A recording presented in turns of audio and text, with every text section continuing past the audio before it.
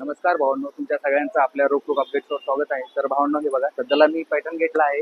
आणखी हा वाहतुकीचं मेन ठिकाण आहे असं म्हणायला काही हरकत नाही. तर तुम्ही बघू शकता एकदा आजूबाजूला वाहतूक पोलीसवाले तुम्हाला कुठे दिसत आहेत का? वाहतूक पोलीस यंत्रणा जी आहे आमच्या शहरामध्ये ही फक्त शनिवारी आणि रविवारी या 2च दिवसामध्ये जास्त सक्रिय असते. का? कारण त्या दिवशी शहरामधले जे नागरिक जे आहेत त्या मोठ्या प्रमाणामध्ये घराच्या बाहेर पडतात.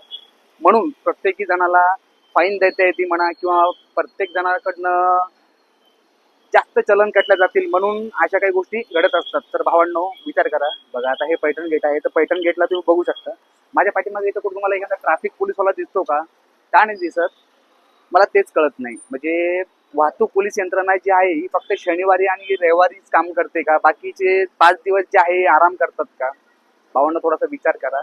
शहरामध्ये वाहतूक पोलीस यंत्रणा म्हणा, हे अतिक्रमणवाले शहरामध्ये काय जे दिसलं त्यांना पार्किंगच्या पावत्या देणं किंवा गाड्या उचलून घेऊन जाणं. तर शहरामध्ये जे नागरिक जे आहेत या सगळ्या गोष्टींना खूप कंटाळून गेलेत, आणखी एकदम त्रासाने एकदम ग्रस्त झालेत. तर याच्यावरती पर्याय म्हणून महानगरपालिकेच्या अधिकाऱ्यानं पार्किंगचा एक मोठा बंदोबस्त करायला पाहिजे, जेणेकरून लोकांना फाईन बसणार नाही व लोकांची दिशाभूल होणार नाही.